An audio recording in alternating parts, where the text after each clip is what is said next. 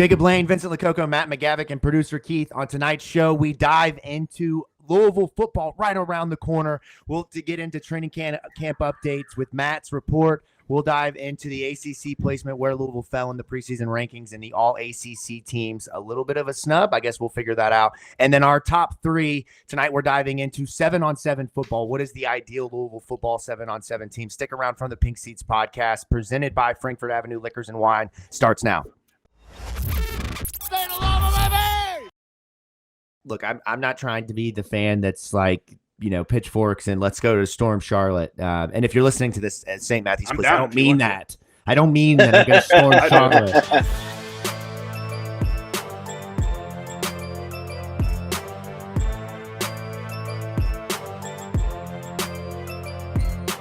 All right, fellas, here we go. Football season in August, a couple of weeks away. Matt's out here golfing, getting hit in the belly, sacrificing himself for the betterment of the media, being ready to go. But fellas, it's great to see you. How are we doing? Matt, please tell me there's a video of that. Please, there is not. God. Always a video. So, it was one of those instances where I thought I was far enough away or angled enough away, but he shanked it so badly that it just line drive right into my belly button. So between that and the 5-6 hours in the sun and my dumbass did not put on sunscreen, it's been a bit of a struggle bus on recording. Oh my gosh! Man. You go to golf one time and you get hit with a ball and sunburnt to hell. Oh yeah. No, yeah, there was Pedialyte when I got home. There was Pedialyte this morning. There was a lot of water yesterday. Yeah. Aging right in front of us, man. Vince, Keith, how we doing? Doing all right. I'm being a really brave boy, and I'm disappointed none of you have told me that. I'm fighting a little bit of a sinus infection right now. But we didn't mention it because we're used to podcasting through adversity, so it's just expected. That's right. We don't brag. Right? About it. Oh, not bragging. I'm a humble podcaster, but through it all. There we go. All Vince? Good over here. All good over here. Nothing new. Just had some El Paul. Feeling great. Pre-game meal. Okay. All right, man. Well, your stomach will let us know here in about 30 minutes how you're really doing, I'm sure. Yeah, but that's true. I get Saturday morning football. Rocks are scrimmaging this weekend. I'm excited. Okay. That's great, man. Well, we got, as I mentioned. Wake up, have a bologna sandwich and some coffee. There you go, man. Get one going, a little preseason work. That's what we all need, man. You're in your own fall camp right there, preparing for giving your all for the Ville, whether it's Trinity or Louisville. I love it, man. I love it. That's what we expect around here. Well, as I mentioned, we've got a lot to get into tonight. We've got some great topics I'm really excited to dive into. I know training camp has been ongoing. You guys got together last week for the kickoff of open practices. Really enjoyed listening to Matt in his car. That was some of the best podcasting I've seen Matt do. How about that angle? That's right, man. Through the steering wheel. That's his new Matt's new podcast, Through the Steering Wheel, man, where his camera is. And I was thinking about that the whole time. I was like, I need to set it up like that, but I went with the handhold and I was shaking the whole time. I kind of wish I would have set it up like that. I mean, I needed stability, man, and it provided stability. I mean, it wasn't the best ankle, but you know what? Hey, man. It was there for me. We all have a bad angle every once in a while. That's okay. But we're going to talk a little training camp and fall camp to get things started. We got Hard Knocks this week on the NFL side, which I think we're all jazzed for, or at least some of us are jazzed for. We're not going to get into that, but we want to get our own kind of Hard Knocks update here from the Big J himself, Matt McGavic, who has been out at every single live practice, has watched every single snap, has been out there on his own taking snaps, like just, setting up with a buddy of his, getting some snaps in, maybe a little punt here, a little punt there. Matt's really in the thick of things. So, Matt, we want to come to you for what we're going to call tonight. We didn't workshop this name, all right? Sometimes I just put things on a piece of paper and we roll with it. But this is the McGavic stock report. The Dow Jones and the NASDAQ are failing us right now, Matt. So we need the McGavic stock report to come through and lift us out of crypto debt. So give us a little bit of update, stock up, stock down, training camp. And then we've got some mailbag stuff to get into as well. I think some folks are trying to get their insight from one Big J, Matt McGavic. So let's just kind of open the floor up, Matt. Talk to us a little bit about training camp. So I'll stick to the stock up, stock down format because, we all need a little bit of finance talk in our life, right? But as far as stock up goes, and for this, I'll try and shy away from obviously the guys who we know are shining, like Ashton and Quincy and those guys. I mean, we know those guys are killing it. I mean, they're future NFL guys. So for stock up now. Basically, we've gone through 4 open practices so far. There's only 2 left, so which is odd that the first 6 are open. Then we still have another week and a half, 2 weeks left of fall camp where we don't really get anything. So it's going to be interesting to see. We won't really get a real chance to see the ebb and flow of fall camp. We're just going to see the front loader part of it. But it's something. We have something to talk about. So stock up. I'm going to give my first stock up to Jaleel McLean, actually. So, I mean, it's a wide receiver core where it's going to be pretty front-loaded. I mean, you would expect Ja'Cory Brooks, Colin Lacey, and Chris Bell to be your day one starters, and they'll get their lion's share of the reps. But in the confines of fall camp, I mean, Jaleel McLean has looked really good. I mean, you can see in spring ball his bursts of speed come through in a few reps, like not really consistent, but whenever – he was involved in a rep. I mean, you could tell that he had some real potential, and some of that potential is starting to come forth in this fall camp, where they're getting him involved in several reps. He's getting separation. He's looking good in some of his routes. He still has a little bit to go, but he's come a long way between the end of spring ball and the start of fall camp. Another stock up I'm going to give to Renee Conga, the Rutgers defensive line transfer. I mean, full transparency, full discrepancy. When he first committed, I took a look at the statistical profile from Rutgers and saw what he had done there, and I'm like, this could be a depth piece, a body just to have on the defensive line, just kind of add some depth there, just to, bolster the position. First day of fall camp, I watched him in the positional drills, and he moved phenomenal for someone of his size who's pushing 300. I think he's around 6'4", somewhere around that ballpark, and he moved about as well as anyone in the positional drills did. And first practice of fall camp, he's taking reps with the ones. That's mainly because I think Thor was a little out of shape coming out of summer, and he has been kind of banged up the last couple of open practices. But Renee Conga is someone who has looked very well. He's holding his own. He's been dominant. He's made plays. I don't know if he's going to start. I would probably think it will eventually still be Thor Griffith and Des Tull that start on the line. But I would not be shocked if Renee Conga becomes, based on what I've seen so far, like a good staple of the defensive line to a unit that is already fairly deep. So that's always great to see. I'm going to give one more stock up to, oh gosh, let me think about it. There's a few that I could pick from. You're supposed to be prepared before you get here for this, Matt. This is like showing up and asking the teacher for the answer to the quiz. We heard a controller clicking 5 seconds before we're on the show. What do you mean, Jacob? Matt was preparing for his stock up, stock down based off of who performed well for him in the game. Yeah, those 5 stars aren't gonna recruit themselves, Right. And I'm actually going to go with Jamari Johnson. I know there's a lot more options in the tight end room now, but through the first week plus of fall camp, it seems that 1A and 1B are kind of Mark Redmond and Jamari Johnson. And I'll be honest, my first glance at Mark Redmond, he can make plays. There's no doubt about that. He's a lot skinnier than I really anticipated. Whereas, I mean, Jamari Johnson, we've seen him since he arrived on campus. He's big, he's tall, he's physical, athletic. He's got all of those tight end. Yeah, he's got all of the intangibles already that you want out of a tight end. He just has to continue getting in those reps to be used to being a tight end because he's a converted high school quarterback. He's only been a tight end for 3-ish years, and he's already making leaps and bounds based on what we've seen from the end of the 2023 season and then to spring ball and now into fall camp. So he's someone that I think could push to inevitably be the starting tight end. I think it's going to be Redmond who's going to start out day one and probably maintain the quote-unquote starting position at tight end. But I still think there's going to be a lot of 2 tight end sets just to have both of those guys on the field, or at least at the very least get Jamari in as far as maybe like a starting tight end go, depending on what area of the field that you're in. The key with both those guys is having 2 tight ends that can put their hand in the dirt and run routes out of that. I mean, you said, Matt, having a 2 tight end set where both guys, I mean, that's what we couldn't do with, Marshawn and Isaac, because they were great H-backs, but neither one of them could, in all reality, put their hand in the dirt and block and as well run routes. I mean, that's why I love the tight end position. It's one of the, most interesting positions on the field. Yeah, and I also, we talked a lot about this last year. You mentioned this with Dwayne Martin, and we know he's more of a blocker, going to be used in some more of those, where he is just the leader for whoever's in the backfield. But I do wonder this season between Isaiah Cummings and Jamari Johnson is how much can they utilize that the passing game out of the H back role? How much can that become a threat? Whether it's in the goal line on some play action rollouts where the fullback gives us the classic high school Harry and gets into the end zone for an open back corner throw or whatever the case is. So I'm excited. I love Dwayne Martin, but I think that this season you could see him kind of passing the torch in a lot of situations where he'll be run block and then Jamari might come in and provide that run block as well, but also can play in the passing game.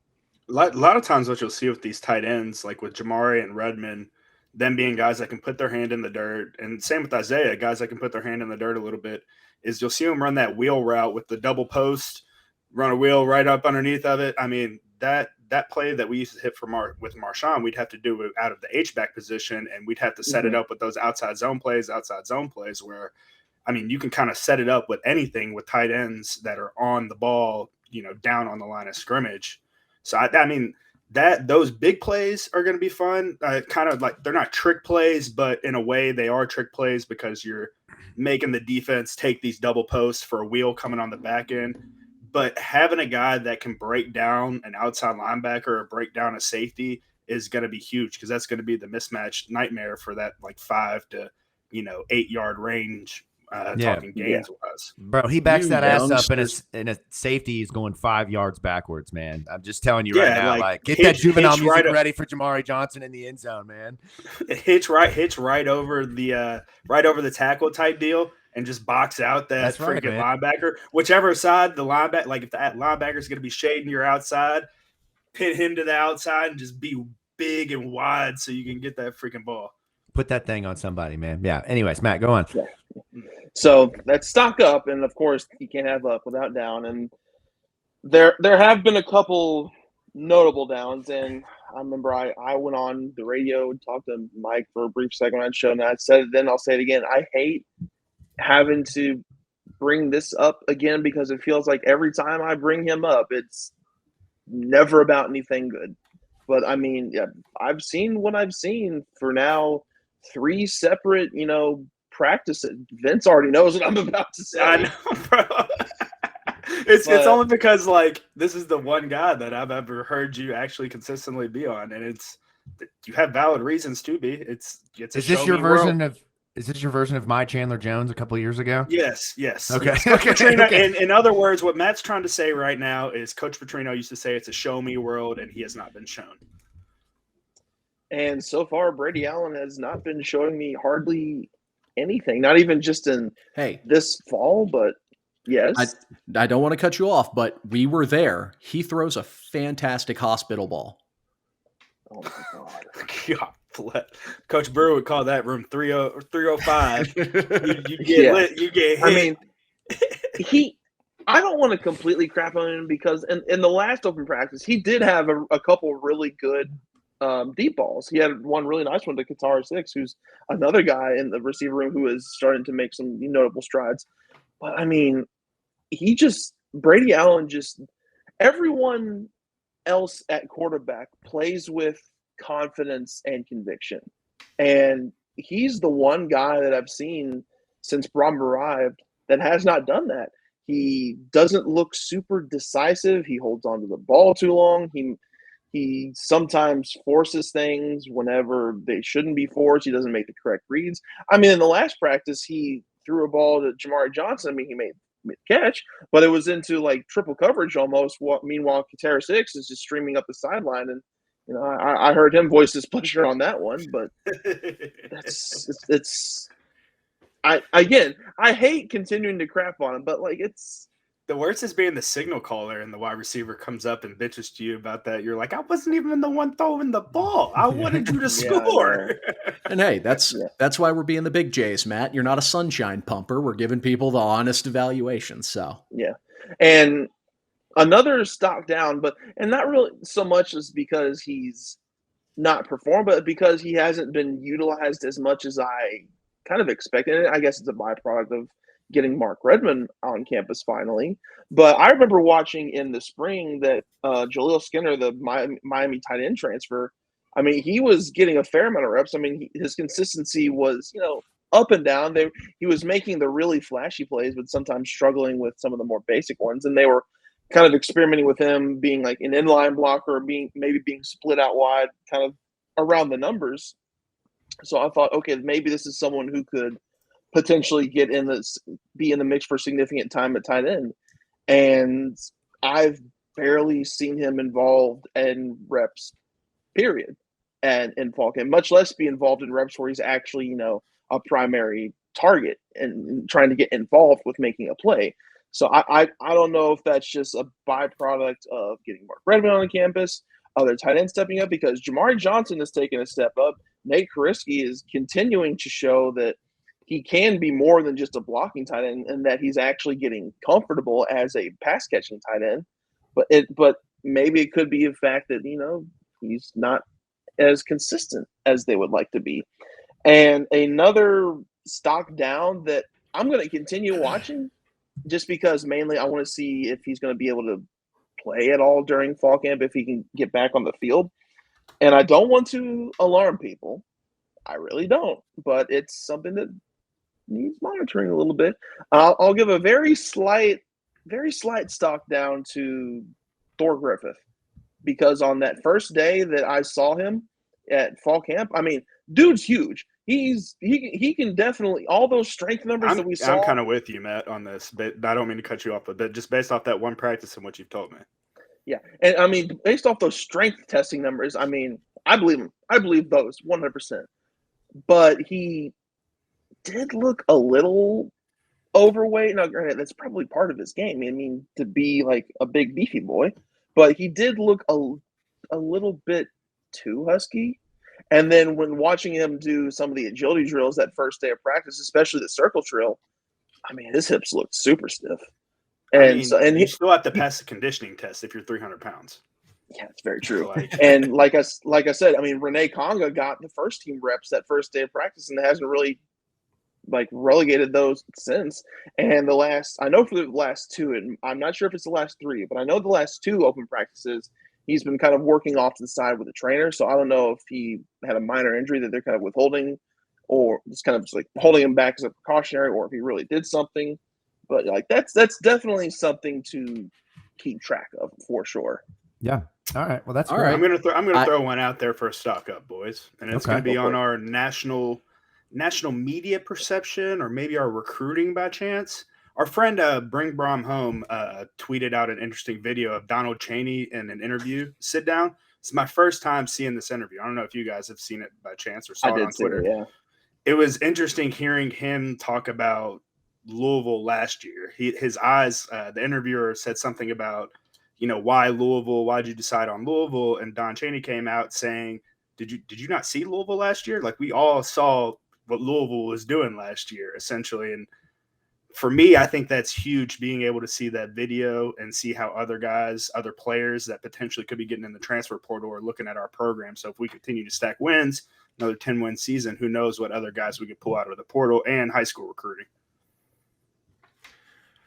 So just a real quick, while we're on the stock theme, I got a couple that I want to throw at you, Matt, and they're all together, so it'll be in one roof. What of us who are Austin Collins and Renato Brown stockholders, should we be trying to buy more of one or the other and selling off the other? What's that market looking like? So in terms of your Austin Collins stock, buy more of that. Buy. Because, I mean, Renato, and I'll get to him in a second, Renato, he looks like he's doing fine, but they're still kind of easing him back into things. Like, I can tell that he's not going full bore yet. Now, granted, no one really is, because it's still the first week of practice, but he wasn't even getting in with 11-on-11 periods the first two practices. He is now, but he's still not getting first-team reps. But who is getting first-team reps in place of him at right guard is Austin Collins. And even when Renato eventually does, or he might, I don't know, Austin Collins, he looks pretty good. He looks good. He does look good. Even if Renato does reclaim the starting right guard spot, I mean, Austin Collins has to be the sixth and, if worse, seventh guy in the rotation. I would think so. As far as the Renato Brown stock goes, I would hold it. I mean, I wouldn't buy, I wouldn't sell, but I think it really depends on how he can progress back from his injury, which all signs point that he should be fine, but they're really easing him back into it. All right. Thank you. I feel like we're working towards a bit of Matt's market with the buy, sell, or hold scheme. I feel like we got something going. One thing there. on Austin Collins, Matt, we said he looks good. I mean, the kid looks phenomenal. Yeah. Knowing him since he was 18 years old and seeing where his body is at now and what his now 4th or 5th year in college football, I mean, and what he's been able to do with his footwork, his mobility, his hands, I mean, it's going to be hard to replace him. And as much as I love Renato, we'll see where all this lays out come the first game of the year. And I'm not surprised they're taking his knee injury slow at all. But I mean, that's why rush somebody back when you don't necessarily need it now. It's not even been a year. You know what I mean? Exactly. So you're talking about being way ahead of schedule for him to be out there. And also, just real quick, the Louisville football landscape, we don't talk about Christian Academy being, they've been much better recently. But how about an offensive line with Austin Collins and John Young? I don't know really what John Young has done at UK, but I know Austin Collins ultimately went and played in Ohio. But how about that on an offensive line? Quick, what's John Young's story? So his sister's married to Austin Johnson. I don't know if you all know Austin Johnson, old punter from DeSales at Louisville while we were here. Well, they were dating while we were in college, and I mean, John's getting recruited the whole time. We're like, bro, come on, and wait, there's another. Obviously, ends up going to freaking UK, and we end up giving him the utmost shit for that and blaming it all on him. All right, I'm going to grab the steering wheel and steer a little bit further off track. There's another Johnson. I thought it was just Ryan. Yeah, Austin's his younger brother, got a full scholarship out of DeSales High School to punt and got beat out by Mason King as a true freshman when Mason was a redshirt freshman. So to go in the time machine a little bit. So we had 2 punters on scholarship is my point. Well, if he punts if he punts like his brother did, he deserves it. So going back in the high school days, I was the fat guy kicker and punter in high school. We were playing against DeSales, and Ryan Johnson was there. And I'm warming up, having a good, I'm kicking the ball well that day. I'm at midfield and dropping them at between the 5 and the end zone. Great day for me. Ryan comes out and I bang one, and I just kind of give him a little nod and smirk, and he just kind of, nods back. Just booms one 20 yards through the end zone from me. Him and Austin both were cheat codes in high school. Having a punter like that in high school, bro. We played a dude from Cathedral one time that was committed to play somewhere at Power 5 punt. I mean, the dude, we're playing at night. You could barely see the ball in the air whenever it was. Eastern pulled kids off the soccer team, man. That's what we had for kickers. So if that gives you perspective on Eastern high school. Go ahead. I was going to say, so Ryan Johnson handed me a massive slice of kicking humble pie that preseason or that pregame. But to now veer the boat back on track, I put out a little bit of a feeler on Twitter today, just reaching out to the fan base to try and get some questions. In our stock report, we've sort of given some updates. So if we have just kind of quick little update. So there's about 4 or 5 replies, basically, D-line.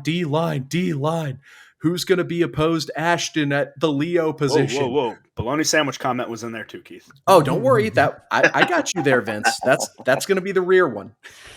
So, So one, I guess, 2-part question. As a whole, how's the D-line looking? And then part 2, who's looking to take that number 1 Leo spot? Because it has been sort of an enigma going into the preseason. What are we going to do there? So I'll answer that second one first. The one that I've seen primarily get the most first-team snaps opposite of Ashton has been Miles Jernigan, the Cal transfer. And he's someone that I kind of expected to because, out of all the D linemen that they pulled out of the transfer portal, and frankly, any of the other DNs, that they have on the roster, I mean, he's got the most starting experience in the power conference level.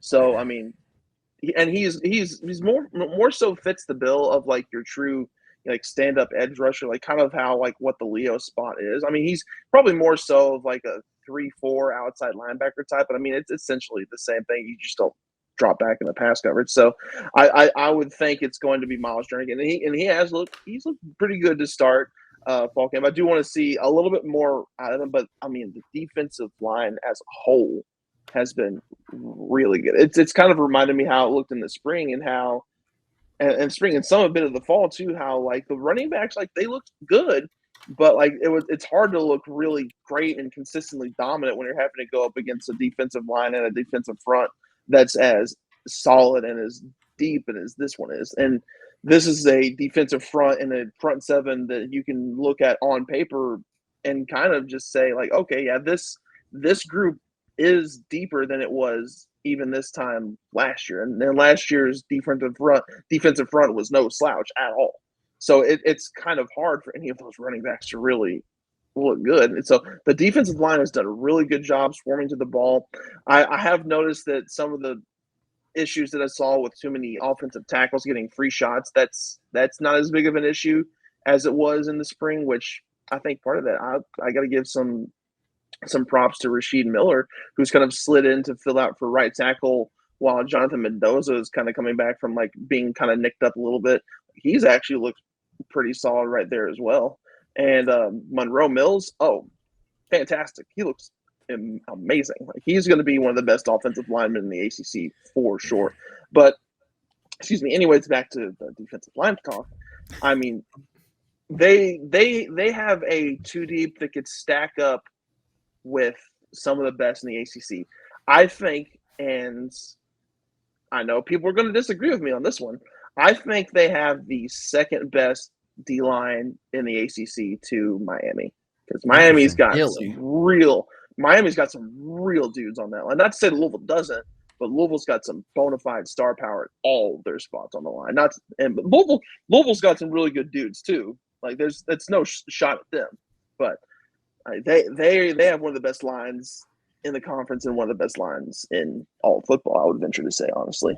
Yeah, I can't argue that. I argue the Cam Ward point all the time, and I'll probably die on that hill. I'm like the dude taking all the bullets right there, but I got to agree with you on that. We'll get into that. I was going to say, we can touch on that here in a little bit. You've sort of petered into it a little bit. So, Matt, I'll let you expand. Another question was regarding the O-line two deep, which I know we've had conversations about, well, what's a two deep look like versus I think it's more of like a 8-man sort of deal. But what is that sort of looking like in your eyes, Matt? So the two deep is looking good right now, but I think, honestly, at this point, you just kind of have to get, I don't want to say concerned is the right word right now. I think just keep an eye out for how the injuries kind of fare so far. Because, I mean, Ronaldo Brown, I mean, he tore his, I guess it wasn't his ACL or something. He did some sort of knee injury like less than a year ago, and he's getting back in the mix. He's actively practicing, but he's still not like with the ones regularly. Mendoza got nicked up there. I mean, Lance Robinson's out for the year, who was someone who was definitely going to be in the mix to be in the two deep. So, I mean, if there's any more injuries to this offensive line, it's going to be rough sledding. It's going to put that transfer portal it's going to put that transfer portal test in all these names. Like we have these names every offseason. We're going to put that to test real quick. What does a Rasheed Miller do on your line? What does a Vic Cutler do on your line? If these guys don't do anything and you can't count them as depth pieces, I'm sorry, but what are we doing in the portal? Like, I get it. You got to add guys, but if they can't play, man, like, I mean, we got to figure that out. And Jacob, thank you so much for mentioning Vic Cutler, because that sort of veers into the another question that someone on the O-line had, and it was asking about Pete Nigra just with the aspect of snapping the ball and how he's looking with consistent snapping, because it sounds like it's a basic thing. Like, seems important. Oh, hey, you're a D1 center. Is he good at snapping the ball? Shoot, all you got to do is hear Jason Kelsey talk about it. He's like, imagine blocking somebody with one hand tied behind your back, starting, essentially. So a question was asking about how Niger was doing snapping the ball, and then Matt and I had a little bit of a conversation before the show as well about what could happen there if the depth has to be tested at center. Niagara has looked good snapping the ball. It's the centers behind him who have been streaky. Vic Now, Butler, like you said, he got in there, and he's had a couple snaps that have been a little askew, but it's not been a consistent problem. I haven't seen Madden Sanker enough at center to get a real feel for how he snaps the ball. But I know another guy that I remember watching at center was walk-on lineman Ellis McAdoo. There was a segment where he was in there at center, and again, I don't want to bag on him too much, but he was terrible. So, not to ring the panic alarm, because we haven't seen a lot of the depth have a chance to snap. Yeah, look, man, he's being real. I mean, he's been recruiting dudes out here. I'm being honest. It was not good. No, he's not fair. Sunshine How pump. Are they snapping it? My question, all right, I don't know if you're paying this much attention to how they're snapping the ball, but are they doing like your traditional hold it like a football snap, or are they doing like that new school, like hold it at the tip of the in the dirt? Yeah. So, not to steal the segment, Matt, I was watching that. Traditional. Oh. What'd you say? Well, I was going to say Cutler looked like he was doing the nose tip method. But was he? I must have missed that part. We're really getting into the weeds here, fellas. I mean, it's a big deal. I think the tip ones are less consistent than throwing it back like a normal, like how it's been done for hundreds of years. No one likes just the tip, man. I think that's a very consistent takeaway that we can take here. What else? What else from the mailbag? Podcast title. All right. Other on the mailbag. Of course, how do the wide receivers room look? No, there was some subpar wide receiver play last year aside from Thrash. Would love to hear about the wide receiver room, especially if they're catching passes better, getting off the line cleaner. So how's the wide receiver room looking? So I don't think there's going to be a guy who was at the level of Jamari Thrash was, but it seems like the top end of the receiving depth chart, so to speak, is a lot better than it was this time last year. And that's not to say that someone can't reach like the Jamari Thrash type level and maybe even supersede that. It's just that right now I remember being wowed constantly anytime Jamari Thrash was involved. And not to say I haven't been wowed by some of the plays I've seen from the guys in this fall camp, but Jamari Thrash was just doing it with much more consistency. But I mean, Ja'Cory Brooks, he's someone who, I mean, you can tell that he's a former 5-star. It's just a matter of, being consistent. But there was a couple reps that I saw the other day where he looked fantastic against press coverage. So that was good to see. Colin Lacey, it's going to be interesting to see his role. I mean, he's going to start, obviously, but I mean, he's very much a slot receiver. He's not open field fast, but he's got one of the best releases off the line of scrimmage I've ever seen. He gets separation just like that, and he can maintain that throughout the course of the route, and that's how he gets open. So he's not going to be someone who's going to outrun a DB downfield, but he's going to be fantastic in the short to intermediate parts of the field. And Chris Bell, I mean, he's the most physical guy and like the biggest and most athletic, I would say, wide receiver they have on the roster. Like Tarzan. If he can take a step forward in terms of his consistency, because he's been doing a really great job at winning some of those 50-50 balls like downfield and the ones where you're kind of jostling with the DB or the linebacker or what have you, whoever's defending you, the nearest defender is, and just like maintaining possession of the ball and like playing through contact. He's done a fantastic job of that ever since spring ball. So if he can just translate that to the game field, I wouldn't be shocked if he ends the sealed wide receiver one. I really would go watch guys like Des Bryant, Justin Blackman, guys that really freaking just go like you can tell it's their ball when it's those 50-50 balls and it's up in the air because they're grabbing it and they're snatching it out of the air. It's not just a grab, hold it, go down to the ground. I mean, like freaking grab that thing like it's yours and snatch it back over your head is what Brew used to teach us back in the day. All right, so this last one, it's not just going to be for you, Matt. It's going to be for the room, and I want minimal thinking. That's easy for my me. specialty. Yep, let's go. Yeah. I hate it already. So this is prefaced, and Vince, you mentioned it earlier. We all know about the gas station fried bologna sandwich. Oh, What are some of your favorite game day traditions / superstitions? So I'll I'll go first. I crack open. It was previously a Colorado Kool-Aid, but now that they're released, Cardinal. First thing, as soon as I roll out of bed in the morning on a game day, just gotta drink a beer to start the day. I'm here for it, man. I'm here for that. I love that. I would say for me, I got to get 0 to 100 in every football game in the first 45 minutes I'm there. And then it's just to come down afterwards. For me, it's just all in the second I get there for the first, Vince, the first hour, I'd say. And then it's a come down from there, man. I can't. If I can find you. Every week it's a battle of how much can I drink as quick as I can, just to where then I have the rest of the day to be able to progress towards being sober when we're finished. Yeah, for me, I like to go visit some friends down at the collision course tailgate, and then try and stop by at the alley if they've got Papa Murphy's, because I love Papa Murphy's pizza. Notice Matt didn't say come find the guys, hang with the crew. Talk to you guys have come over to there sometimes. I'm not throwing y'all under the bus. Yeah, no, that's fair. We do a better tailgate over there at Gate 1, I'm just going to say. But my game day traditions are definitely bologna, egg, and cheese, like you all know. I have to have like some form of heavy caffeine. So that would be like 4 shots of Starbucks espresso, a bag of coffee grounds, two Red Bulls. I have 8 coffee grounds before. I've done all that, the whole 9 yards. I mean, Ranger dip. But the big thing is I have to have like college game day.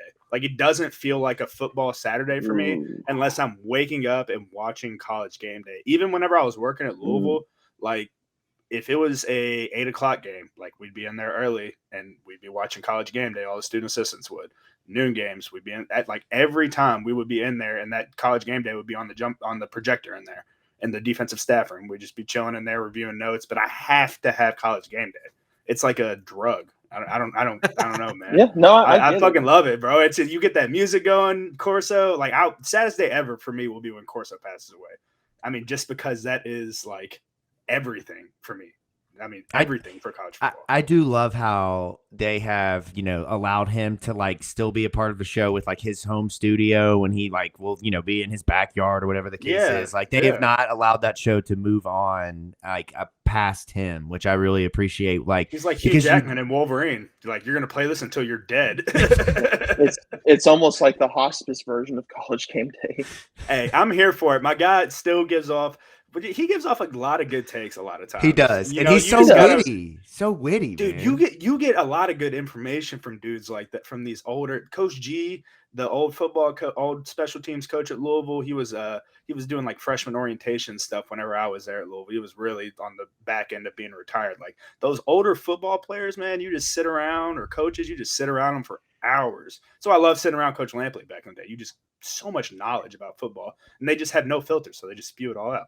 I love it. All right. Well, let's go ahead and wrap this up. We went a little bit longer on this segment, so we'll keep the next one hopefully a little shorter for the sake of time on the show here. But I want to talk a little bit now that we have the preseason rankings for the ACC and the All-ACC team, because I knew this was going to happen. We talked about this last week. I'm not trying to be the fan that's like, pitchforks and let's go to Storm Charlotte. And if you're listening to this at St. Matthew's Place, I don't mean that. I don't mean that I'm going to storm Charlotte. The rankings come out. I look and I glance and I'm like, well, shit. Exactly what I thought was going to happen. And so now that we have that and we have the ACC, all ACC team rankings, I want to dive into this because I think we are a little split here. Louisville, just to kind of recap, if you haven't seen the rankings or if maybe you haven't remember kind of how things shook out, Louisville falls in preseason 5th place in the ACC based off of media voting, with Florida State being at the top, which I think we can all agree that that's what we expected. I'm not sure what you all thought about that.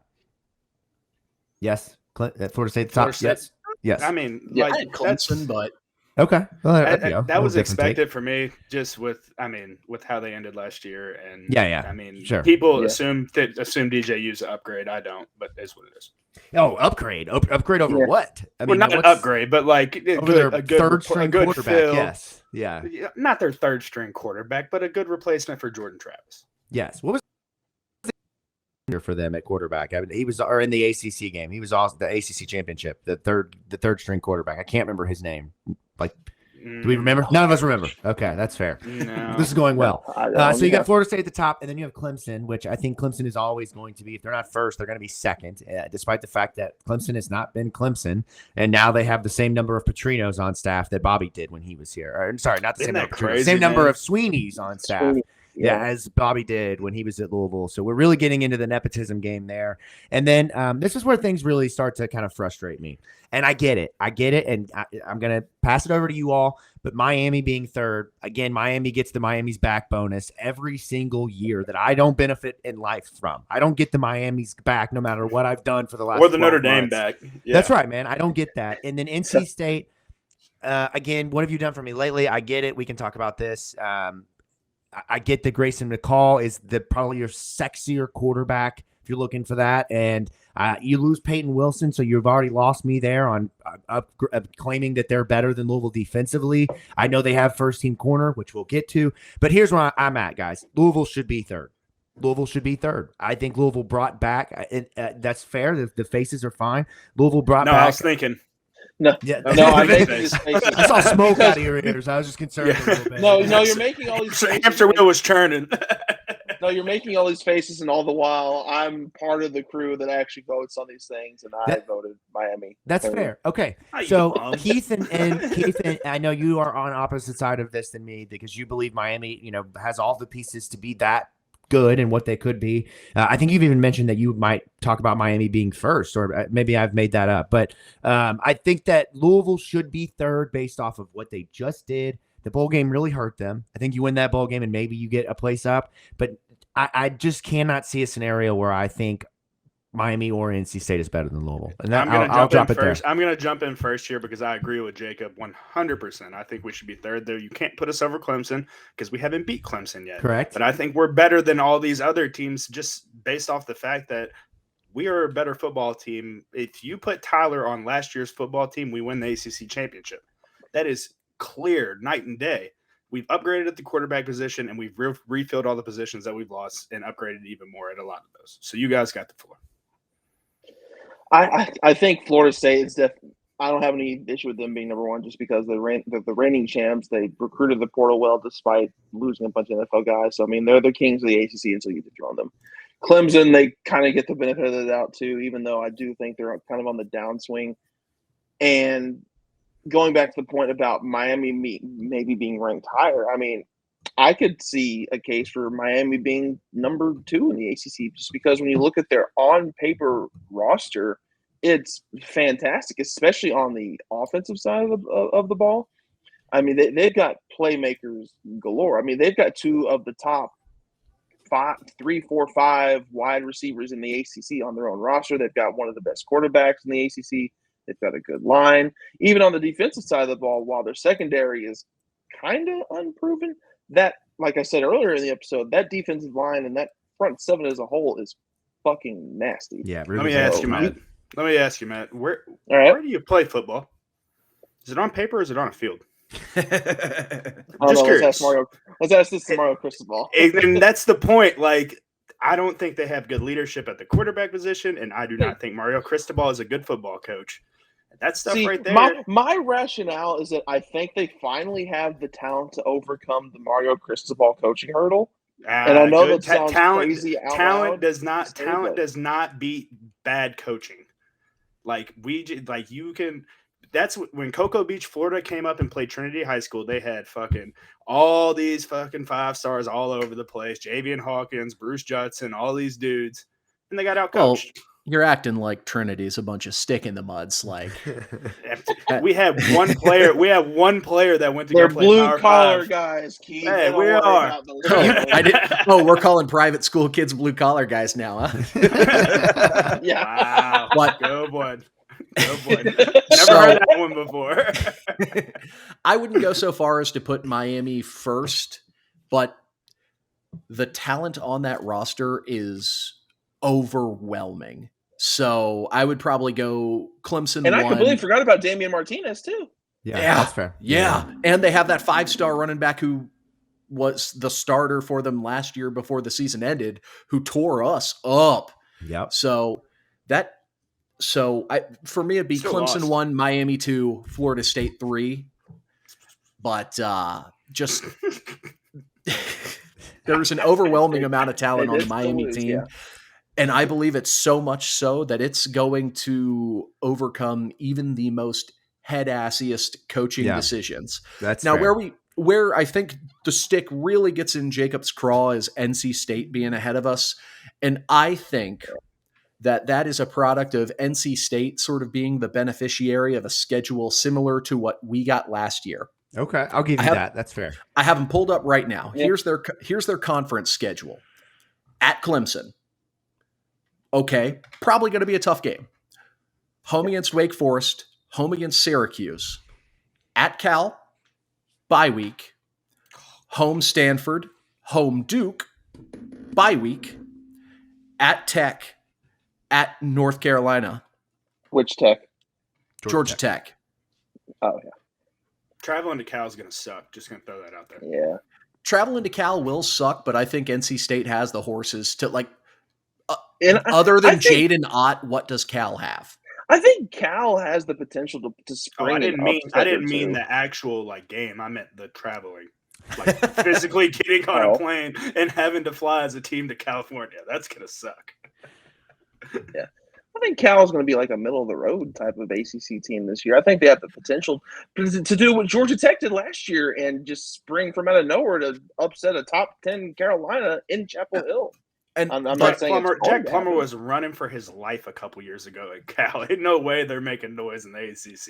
I'm banking on them winning 5. I'm simply saying if NC State wins the games they're supposed to win, just like we did last year in conference play, they could go 7-1. They'll probably be in Charlotte. Odds are that's a trip to Charlotte. Correct. So I'll give you that. I think the voters are going with that as sort of the basis because I think they got 8 first place votes in the conference. And those 8 first place votes and the points that they accumulate are what pushed them ahead of us. Like we were only 16 points behind them in total. So yeah. Shout out to Matt for voting for Boston College, though. That's a really bold first place. It was not me that voted for Boston College. As soon as I saw you the just rankings, outed yourself as voting for Miami. So I mean, I hate you for that one. Oh man, that's great. Well, let's talk a little bit. I want to transition then and talk a little bit then about the player rankings because I think that's just as much of an interesting conversation. Where again, we're seeing some of the same trends. Kind of exist with, the overall player of the year and then also with the preseason first team. Obviously, Louisville, no shock getting Ashton Gelati in first team All-ACC preseason. I think that is a slam dunk. I think that he is going to be probably one of, if not the best defensive end in the ACC. Shout out to, I believe, Vince, who predicted the potentially Michael Gonzalez being the other Cardinal listed. I think if not, that is when I heard it, I was like, that's a take right there. But shout out to Vince for being right on that. And then hashtag Vince is right. Yes, Vince is right. But how in the hell did we get Quincy Riley left off here from a voting standpoint? Matt, I want to talk to you specifically about this because this must be one of those, Jacob, you just don't know type of situations. So tell me about Dorian Strong at Virginia Tech and Aiden White at NC State, who are voted first team All-ACC cornerbacks. When you're talking about a guy in Quincy Riley who is an automatic shutdown left side of the field or not left side, but any side of the field he's on. Outside of Malik Washington last year, I think was the only wide receiver that got the best of him pretty consistently. But where is the voting going here? Help me understand how Quincy is not on first team in the first team All-ACC.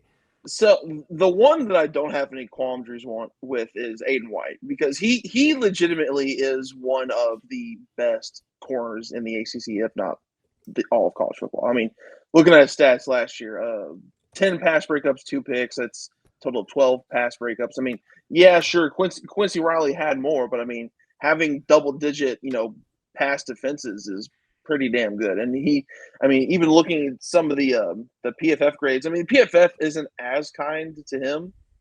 He's got a 71.6, which I mean is good, but it doesn't scream first team. But like, it's one of those instances where when you watch him play, his play. It's one of the instances where how Quincy Riley was, how he didn't compile a ton of stats at various points because they just weren't thrown to him. I mean, offenses will avoid like the area of the field that Aiden White is at, just because I'll vouch on him because I know that he's good. The one that I kind of disagree with to a fault is the Dorian Strong selection. I think that's kind of a byproduct of the hype that Virginia Tech is getting kind of at an ACC and national level. Because, I mean, let's look at his stats. 3 interceptions, 8 pass deflections. I mean, that's still double-digit pass defenses.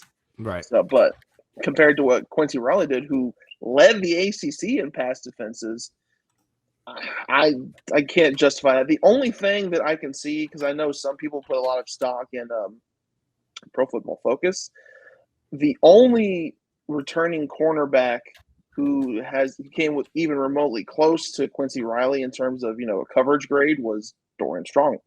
Quincy Riley was an 85.3 coverage grade. Dorian Strong was an 82.7. So, but other than that, I don't know. I know me personally, I voted for Quincy and Aiden White. That was me. So you like numbers, Matt. Here's what I'll tell you. Okay. 2003 to 2014. Vatek's been in the conference 11 years longer. Voters are going to give them love.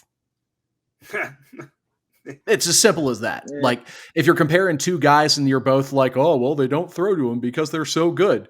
Vatek's been in the conference longer. Give them the vote. You do have a point there. People like me still think like Beamer Ball and like Lunchbox, like shit whenever you think Virginia Tech. Like, I know that's not still their thing, but like my head, when I hear Virginia Tech, immediately goes to that at Enter Sandman.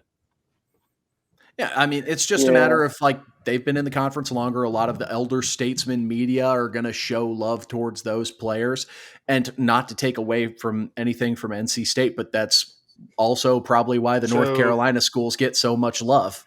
So you're saying we need people to die off before we start getting first team votes? Is that what you're saying? So we're talking a lot about death on this show tonight.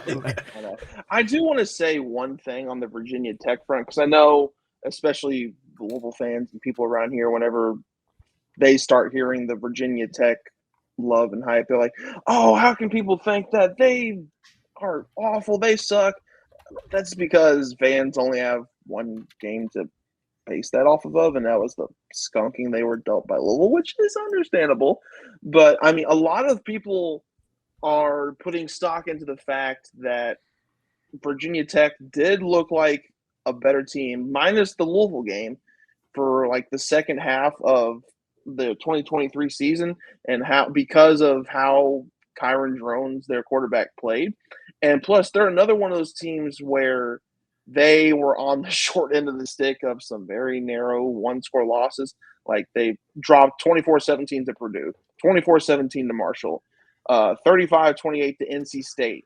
And then they played Florida State kind of sort of close for a half at Doak Campbell before FSU did FSU thing. I've heard enough to declare that he should have been first team off of all of those reasons. That's it. The voters got it right, guys. Way to go. Vatek is. I was just talking about Vatek as a whole. I know, but I get where Keith is coming from, and I get what you're saying to that, and I just still, it doesn't add up to me. I feel like everybody forgot Quincy Riley, and then saw the rankings, I forgot about him. It's just. In terms of the performance and all that, and look, at the end of the day, people are saying in their head, why does it matter? It really doesn't. We're not going to look back on this at the beginning of the year unless it's to say, yeah, says the guy who says, I just want to line up 11 on 11 and I could care less what conference we're in, what day of the week it is. Now you care about preseason rankings. Honestly, when we get snubbed out of things, that's when I start caring. See, right. I'm the opposite way. I'm once I see the masses with the pitchforks, I'm like, okay, guys, let's go get them. Yeah. See, I'm the opposite way. Don't pick us. Give us that bulletin board material. We need. Yeah, Quincy, you suck. No, go out and show them why they're wrong. Yeah, I hear you. I like that. Yes. I mean, just to be clear, we don't think Quincy Riley sucks. So I just want to make sure we say that. I don't know. Will it make Quincy put up a 13 interception season? That's right. I will skip Bayless this take into the ground if that means we go 12-0. Honestly, Jacob, the best reasoning I can give you is because I know for a fact that some of these voters don't fucking care. Not one bit. I mean, Boston College got a first place vote. Cal got 2 first place votes. Georgia Tech got a first place vote. It feels like the meme. None of those teams are winning the league. Maybe any of those teams will be lucky to finish in the top half of the league. None of those teams are winning 9 games. Yeah. Well, it feels like you don't need to win 9 to win the league. It feels like hand Jimmy Butler the paper and he crumples it up and throws it right back over his shoulder. That's how like half of the media people voted in this. Is how it feels. So, okay, any closing thoughts on this? I know there's not really much substance. It's preseason polls. It gives us something to bicker about. We have been debating this back and forth as individuals for the last couple of days because I am an emotional type person and Keith is a rational person. So it makes for very good arguments here overall when we're talking about. So any closing thoughts on the preseason rankings besides we all agree that Quincy Riley was snubbed and he sucks and we want him to be first team? No, I don't want Quincy, you to get you too don't suck. emotional. We're again just saying that as motivation. You hear me? No, I don't want you to get too emotional. Okay. I would just go and vote Louisville, fuck you all. Of course, me too. I should never be a voter for any of this stuff. Exactly.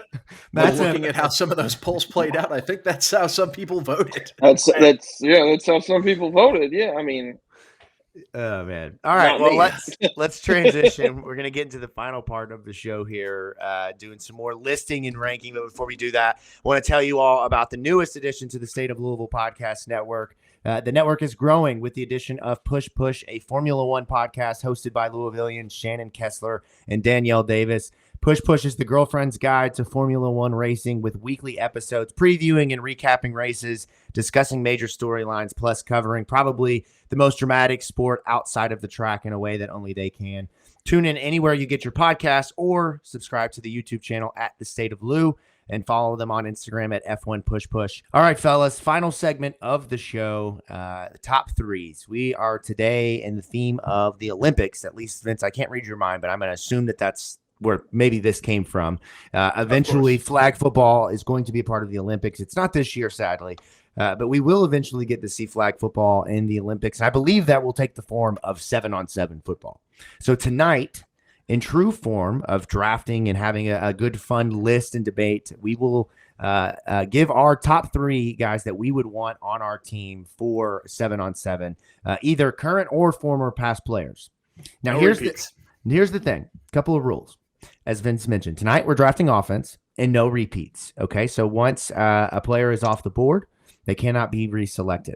The other rule is that we are going to not allow Lamar Jackson and Jair Alexander to be a part of this pool. And I also kind of feel like Michael Bush should not be a part of our draft pool either. But I will, if you guys feel that's fair. That's fair. I can get behind that. Are we taking players in prime or are we taking players now?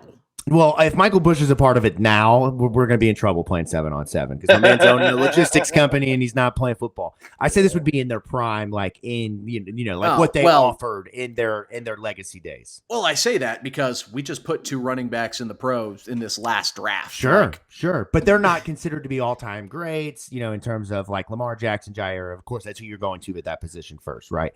So we'll put Michael Bush into the mix here, and whoever gets the first pick, maybe they'll take him, and maybe they're not. But for the sake of this, we're going to go with the youngest gets to pick first. So, Mr. Lococo, you are going to get to go first here.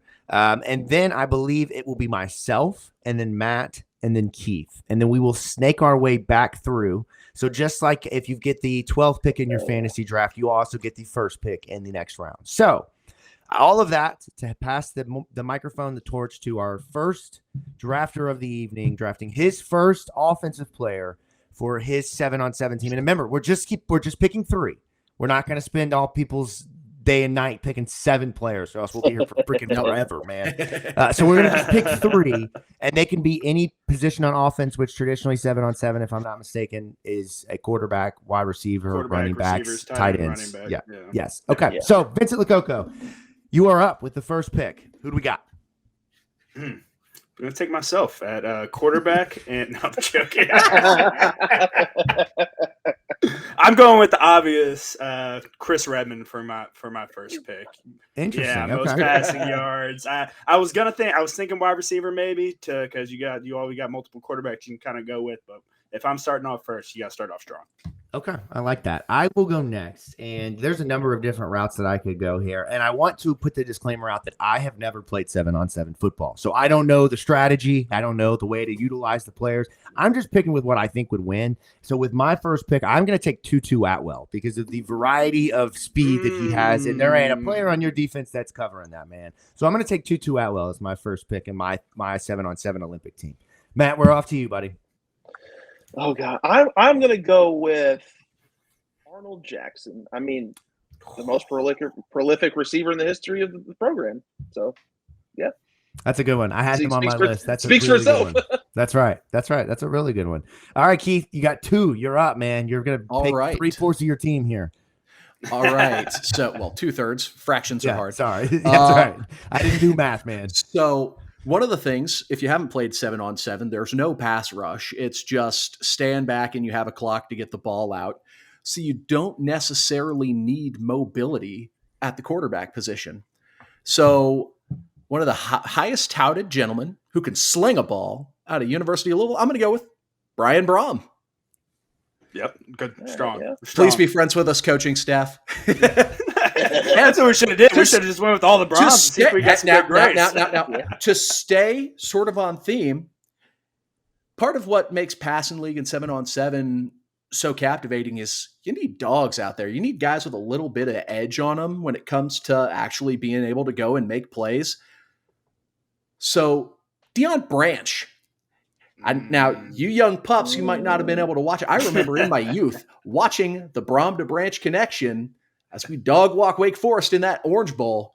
Branch had some edge to him. I remember. Deion Branch will be my next pick. So those are my 2, and we'll start sending it back around. All right, Matt. Let's see. I'm probably going to regret not picking a quarterback later, but you know what? We need pass catchers. And so you know what? I'm going to go with a little bit of an old school flavor. I'm going to go with Mark Jackson. Okay, yeah. Okay. Do you get Boomer to come to your games with him? I'm loving this. No, Keith. That's Tom Jackson. Those are different people, right? Mark Jackson and Tom Jackson. Mark Jackson with the Dolphins. Yes. Tom Jackson's the linebacker for the Broncos. Okay. Yes. Jacksons. Yeah. Too many Jacksons. Too many Louisville Jacksons. Too many good Louisville Jacksons. I think that's and we're not allowed to pick the best one. Yeah, exactly. Can't pick the best one. Oh, all right, my man. God. I like that. All right, so I also am like Matt. I'll get my quarterback at some point because it's about the guys you got on the edges here and the guys that you're throwing the ball to. You talk about a dog. I need a guy who can put the ball into the end zone in terms of you put it there for me no matter whether you're Justin Burke or whether you are freaking Teddy Bridgewater. I need a wide receiver to go and climb and get that ball. So I am going to be a little bit of a homer, despite the fact that it hurts me to root on a fellow or to root on a Ballard Bruin. But I give me a little bit of Devontae Parker, please, because I think when you're talking about just throwing that ball up and going to get it, you're really talking about Devontae being probably the best in Louisville football history at doing that. So yes, I'm going to go with Devontae and Tutu Atwell. Man, we are going to be dominating as wide receivers out here. So everybody probably expects me to go, recent young guys I play with. So out of that sake, I'm going to go Gary Barnidge, tight end. Oh, I like that one. That's going to be a great mismatch nightmare for anybody y'all throw out there on 7-on-7. I was thinking Cole Hicatini, but, for the exact reason of not picking somebody that I played with, I went with Gary. All right, I guess it's me again. Receivers. I'm going to go with somebody I played with, Mr. Desmond Fitzpatrick. That's a good one. That'll be my other one because I have seen him in 7-on-7 and he is a million times better because you can't get hit. So. That's fair. Jacob, what you got? I'm going to finish up with the quarterback that my team needs to bring this all together. And one of my favorite quarterbacks, I know we could go Teddy Bridgewater. A lot of people are probably screaming right now that he hasn't come off the board. but I am going to go with Stefan LaForce. I know we don't necessarily need mobility, but you talk about a guy who can absolutely just sling the football around. He would thrive. He's also a dog. He would thrive in 7-on-7. That was up there for my quarterback, Jacob. My 1-1. Yeah. And also, real quick before we move on, I just want to fact check us real quick because we really needed this episode. This is getting off the rails real quick here. But Keith, don't you do it! Don't you do it! Wait! I was gonna fix it myself. Okay, there we go. I will just throw out Mark Clayton is who you meant and not Mark Jackson. Mark Jackson is who we've mentioned as the potential basketball coach, is jokingly for years for Louisville. Did I really say Mark Jackson? You did. And we all agreed with you as if that's who we thought you meant. But no, Mark Clayton is who you meant. Oh my God. That's hilarious. Yes. So, anyways, back to you to finish your draft here, Matt. Fuck, I'm just gonna pick Teddy. Just move on from me. I'm done speaking. So Teddy Jackson, or is it Teddy? What's his name? Teddy Jackson. So, to go back to my pass catchers need to be dogs sentiment, I misspoke on a name with my last pick. I was busy thinking about Super Bowl MVP from the year prior, Deion Branch. That's correct. So with the last pick, I have to go with the right choice, Harry Douglas. There you go. The Brom-Douglas connection. There you go. I was doing my fact checking to the side. Sorry if you could hear the keyboards clacking, and realized it. And then I got to the message in the private chat. And I'm just like, I'm fixing this immediately. Matt, don't steal my pick. You need a quarterback. I say we get the listeners in on this, and we see who has the better of the teams, and we can post it on Twitter, and we'll figure some stuff out here. I like that. That's a great idea. And honestly, man, I think, there's a ton of other guys. Damian Copeland, Trent Guy. We didn't draft any running backs. Javian Hawkins. You can talk about Brandon Radcliffe. Reggie Bonifant would be a real asset in 7-on-7 football. Reggie could be your every position, man. I just get Reggie. I would have thought you would have went Javian just so you can throw him the ball out of the backfield. This is what you should have got. This is what you should have got. So that's great. Yeah, we'll put these out there, do a little vote, and maybe some graphics, whatnot, promote a little draft. But I also would keep us away from draft podiums so that we don't draft somebody that's either dead or it is not a real person. So that's the summary of the episode tonight. And that will do it from the Pink Seats podcast. If you have not subscribed to the YouTube channel and you're watching this, one, you've made it a really long way into this show. Go ahead and do yourself a favor and reward yourself by pressing that subscribe button. Drop a comment. Let us know what you think of the show. Follow us on social media at Pink Seats Pod on Twitter. And be sure to check out all the other great shows on the State of Louisville Podcast Network, up to 5 now. So Keith and I staying busy, man. Staying real busy. We encourage you to subscribe to all those. Of course, check out Louisville on SI. Louisville with SI. We need to call it Louisville on Matt McGavic. Let's just call it that. Yeah, no good. Louisville Cardinals on SI, yeah. Louisville Cardinals on SI. Be sure to follow Matt. He's been absolutely grinding at all the practices. You get to hear me say more dumb shit like I just did. That's right, man. That's Except right. You can edit it with your laptop. This is just This is not getting fixed in post. That's right. It is what it is, man. So that'll wrap up the show. Jacob Lane, Keith, producer Keith, Matt McGavic, Vincent Lococo. Thank you all so much for tuning in, and we will catch you all 1 week from now, or 1 week-ish from now, 1 week closer to football. And until next time, ladies and gentlemen, go Cards.